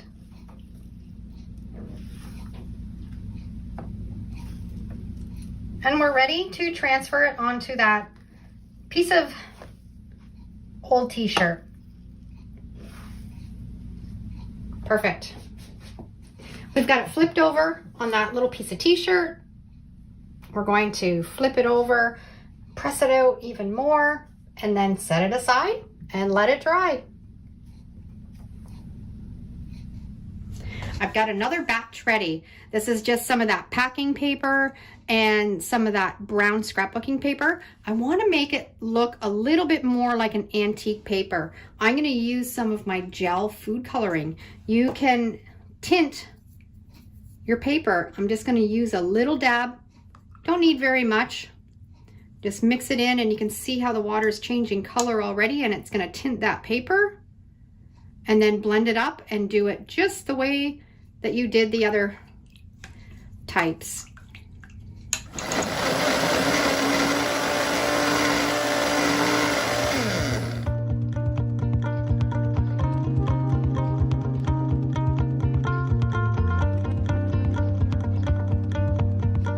For this one, I added a floral napkin, and look at the colors in this one. So many possibilities. I think I'm going to be making paper all night.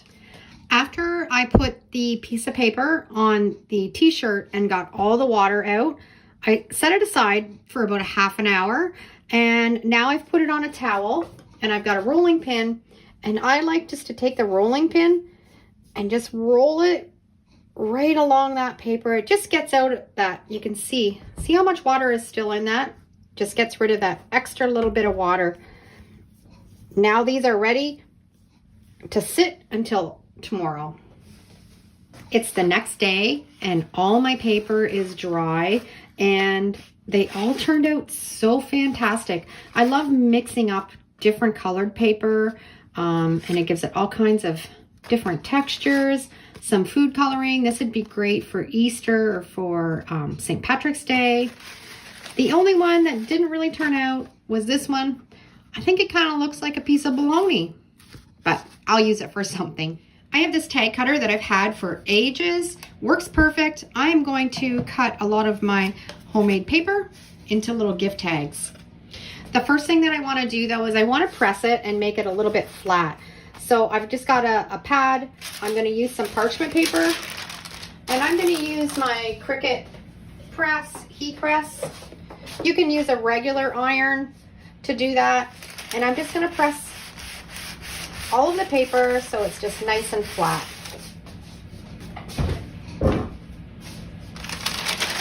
That worked perfect.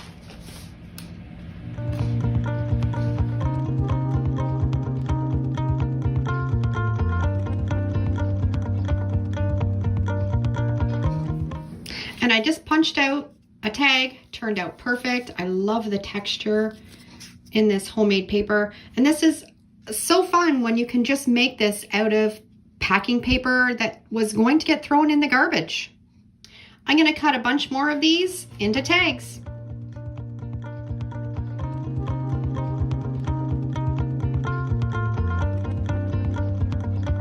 All cut out into tags. I'm going to just kind of take the scissors and just clean them up a little bit. I love the way that they turned out. I'm going to hang a little bit of jute twine from the top of these. They'll make fantastic little gift tags. And with the paper that I had left over after I cut them out, I'm going to set this aside. You can use this for any of your crafting projects, some altered art, or you can just blend it back up again and make more paper. I got my 3-hole punch and I just punched a hole in the middle to put the jute through. I just pushed it in that middle. Works perfect. They turned out adorable. Even my bologna one, which actually when I put the twine on it, it's not too bad. I stamped some of them. You can stamp them, you can handwrite on them. They're also fantastic if you're an Etsy seller. You can put these on your item that you've sold on Etsy and tuck it in your package. Try it out. It's so much fun, so many different combinations of colors that you can do and just play around with it. And you don't need anything fancy to make it. And that's what I like about it. Thanks for watching. Have a great day and we'll see you in the next video. I love to coffee stain packing paper. I just cut out some of the packing paper the exact same size as a computer paper. And then we're going to give it a real antique, old looking paper with coffee. If you've never coffee stained paper, it's a really easy technique. I have quite a few tutorials on my page on how to achieve this look. So I'll just do a fast kind of demonstration today, but this is just instant coffee and we're just going to pat it on the paper, just kind of randomly let it splatter. You can also have a little toothbrush and you can splatter on with the toothbrush just to give real different effects. And you want to make sure you have the paper completely covered. And then we're going to set it aside, let it dry a little bit, and then we're going to put it in the oven and let it dry, and it gives it a real antique paper look. We have coffee stained a piece of packing paper and it looks old and vintage, and these are great to use on all kinds of different crafting projects. I have this glass bottle that I tinted a nice amber color. Full tutorial on how to achieve this look. Really easy, but I want to put a label on it, a nice kind of antique looking label. I'm going to use this paper that I just made that I coffee stained to make a label for the bottle. I'm going to measure the size of the graphic that I want, and then I am going to put this paper through my printer and print right on it. and we'll have an antique looking label. I've printed out my graphic on the paper, and I'm just going to cut it down to size, and then we're going to decoupage it on with my Mod Podge mat. Now, because we've cut this and the edges aren't discolored anymore, I'm just going to take my sponge that has that coffee and just kind of sponge it along. Oh, there's how much of a mess I make. Sponge it along and make it look more authentic. We're going to set that aside and just let it dry for a little bit. We're going to add the Mod Podge onto the back. And then we're going to put it on our bottle. This technique is fantastic at Halloween time to make potion bottles and spooky looking bottles, but I also like doing them in the farmhouse theme. So we're just going to take our bottle and just center it on and set it aside and let it dry. So we have a bottle that I picked up at the thrift store that I tinted, and then I added a fantastic label with packing paper, coffee dyed. I love the way that it looks. I have this label cutter that I've had for forever, and it works perfect for cutting out really nice labels. I put a hole in the top, put some twine through it, and you have some fantastic little gift tags. This one is seriously so easy, but it turns out so adorable. Cut a piece of packing paper, a little bit bigger than your glass jar. I've just taken some and kind of rolled it and twisted it so it fits around the jar, and some elastics. I'm just going to take this and crunch it right up, make it nice and wrinkly. It also makes it easier to work with when you've got it crunched right up, because it kind of softens it a little bit. I'm going to place the glass jar in the middle, get our elastics, and just gather it up all at the top. Take those elastics, and you might have to double up on it so it's nice and tight.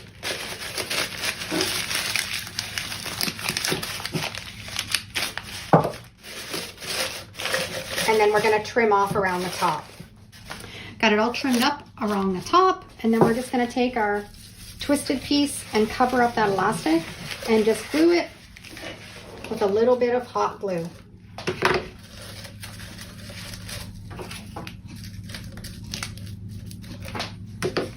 I've added a faux plant in the middle. You can put some fresh flowers. This would make a fantastic gift.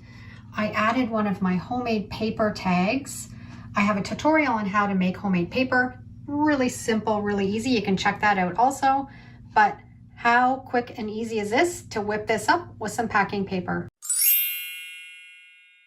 Another way to use up some packing paper is to wrap up a bottle of wine for a gift. Another really simple way, but it looks so elegant when you're all finished. I printed off, smile, there's wine, and that's on that piece of paper that I coffee stained, and I put it through my printer and printed this. I just have a homemade tassel that I made, and I'm going to add that on, and a piece of jute.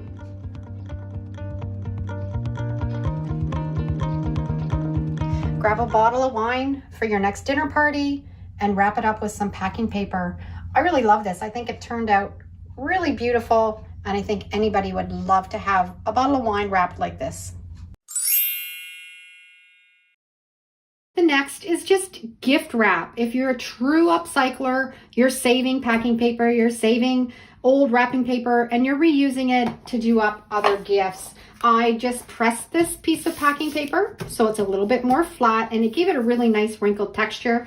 I made this in a previous video. This is a lid off of a jar, and I made it into a happy birthday gift tag. We're going to add that, and then I'm going to tie it all together with a little bit of jute twine.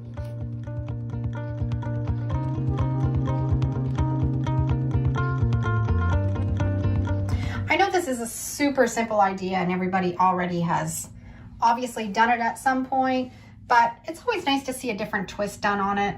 And I love my lid off my glass jar that I made into the happy birthday. Decoupage that on. Simple and easy. Also love using stencils on packing paper to put a little bit of a design on your wrapping paper.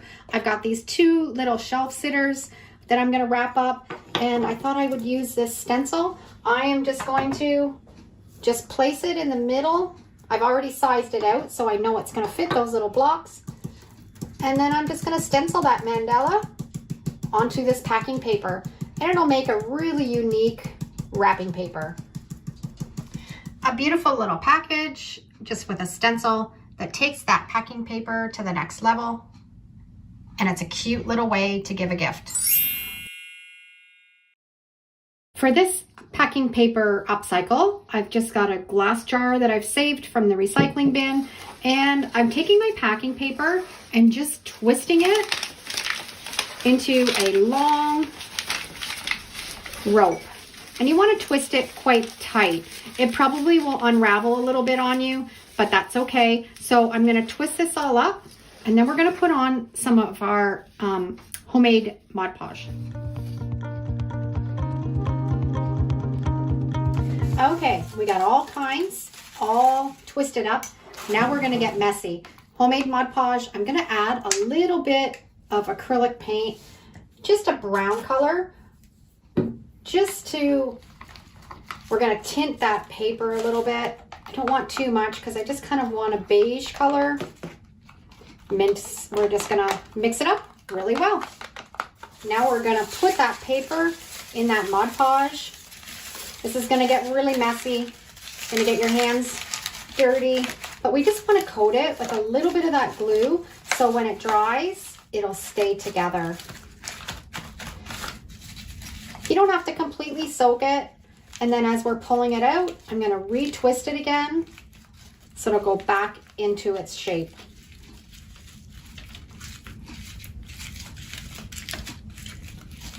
And after we have this all coated up, I'm going to set it aside and we're going to let it dry. Not dry completely, but enough that it's going to hold its shape. We've got these all twisted up and they're almost dry, so they're a little bit stiff. They're really ugly right now, but stay tuned because it's going to get really pretty. We are just going to hot glue this all around the whole glass jar until it's completely covered.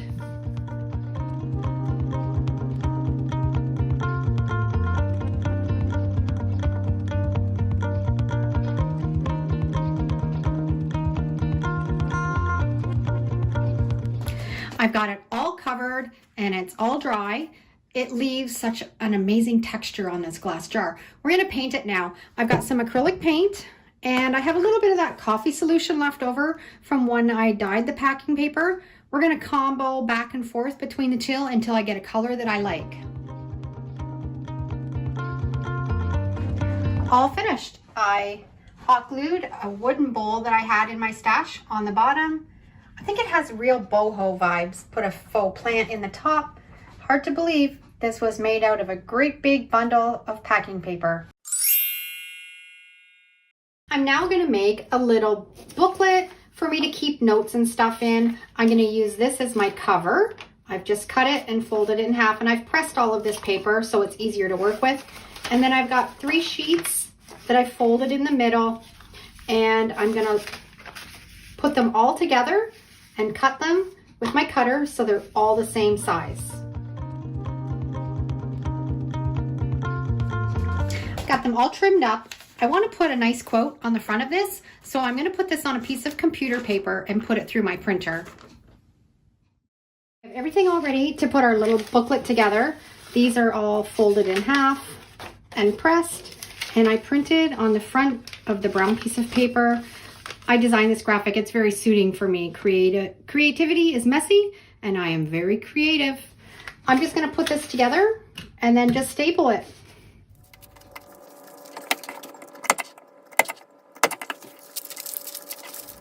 I love the way this turned out. This would be really cute to do with kids or grandkids.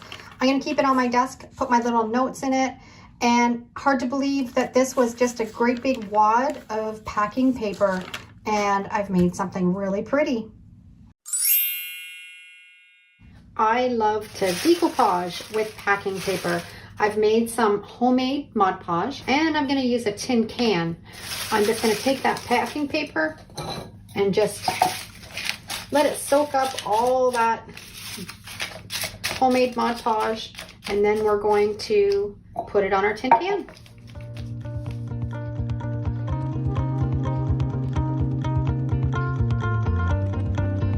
The decoupage on my tin can is all dry. It's got a really neat texture. I'm going to now paint it with some latex paint. And there we have a tin can, decoupaged with packing paper. I sponged on a little bit of white paint on top of the base coat, put some beads on the bottom. Turned out fantastic. I'm going to show you a simple, easy way to make bows that you can add to your gifts or scrapbooking. Really easy. I've just cut a piece of packing paper, the same size as a piece of computer paper. I'm going to pick out a design and I'm going to print it on this piece. I found online a free printable book page, and that's what I've printed it off on that packing paper. And now I'm going to cut it into strips. The size of your strips doesn't matter. Bigger strips, you're gonna have a bigger bow. Smaller strips, smaller bow. I like to scrunch them up a little bit. Makes it easier to work with and kind of gives it that rustic look. I'm gonna be using my hot glue gun. You're gonna fold. There's two pieces the same size. We're gonna fold them in half, and then you're gonna fold into the middle, put a little dot of hot glue to hold it, and then bring the other one in. And you're going to do the same to the other one. Find the middle.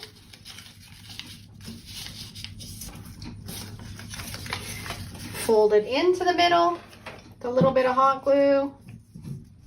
You don't need very much, just to tack it in place.